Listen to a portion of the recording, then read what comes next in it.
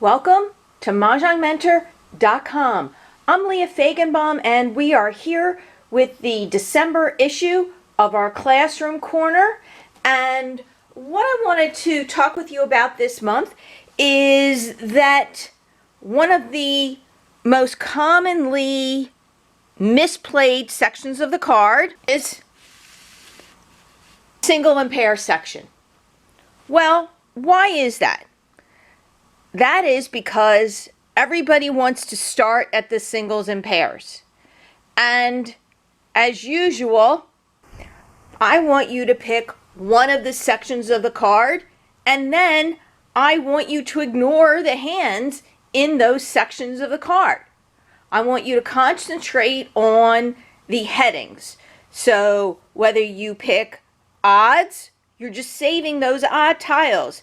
If you're collecting consecutive run, you're picking a range of numbers. Same with 2, 4, 6, 8, otherwise known as evens, your wins and dragons section, 3, 6, 9, etc. Okay? The reason I don't want you to pick singles and pairs to begin with is there's one hand from each of the sections of the card predominantly. So you're not really picking a section of the card, you're picking a specific one hand. So let's delve more closely into how this ends up working for you. Okay, here's an example of a hand. And these are hands that my students have played in class, and we are at the point that the Charleston has just ended. So this hand, they've been collecting wins and 2019. So those two work together. And this is the point that you start to figure out, what am I going to do? What am I going to do? What am I going to do? Now, for instance, we don't want to pick a hand. We want to let it fly, but this might be the time where you've collected in your section and you're just thinking of the possibilities. This is when you glance over to the single and pair category and you realize, oh, I'm not that far away. Am I close? Not really yet, but this is the point where you might consider that hand. That's it. You're considering it as another possibility. Okay? Because you have the pairs here and you would be doing nines. So you just want to keep that in the back of your head. So once again, this is not where you start. This is where you eventually go depending on the tiles you pick. Let's take a look at another. This person has been collecting the higher odds. Okay? Once again, this is the end of the Charleston.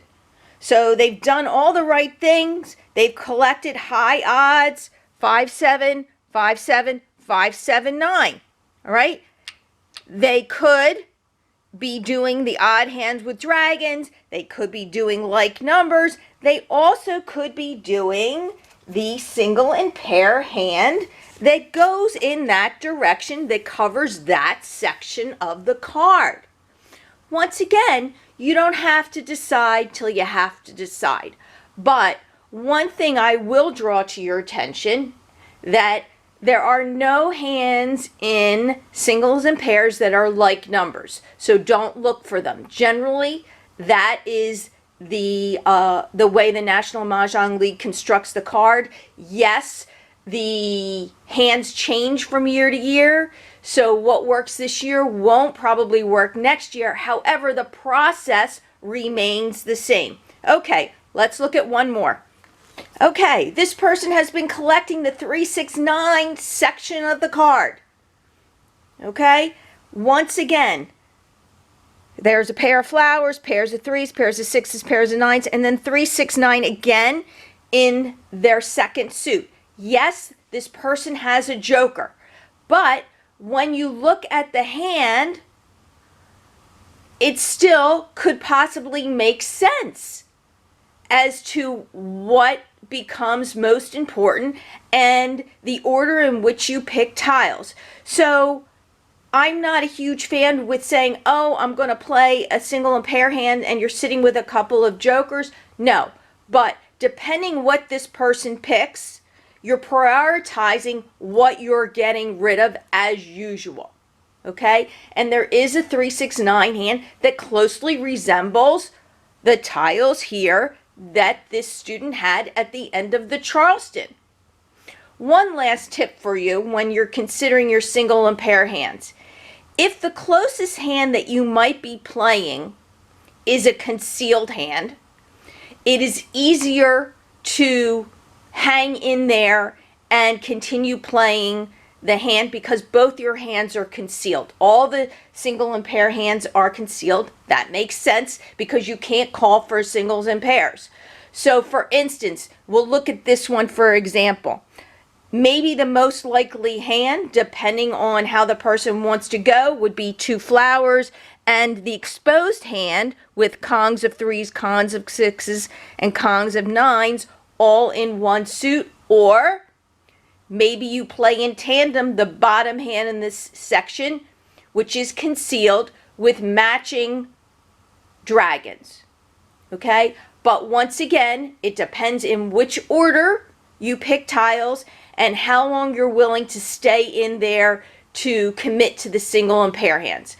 If you can hang loose or not marry a hand, as I like to say, for as long as possible, give up that control, the single and pair hands are a great alternative.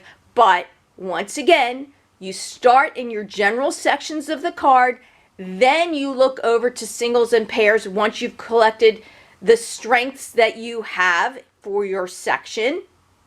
And that's when you say, oh, Lordy B, I'm only a couple away.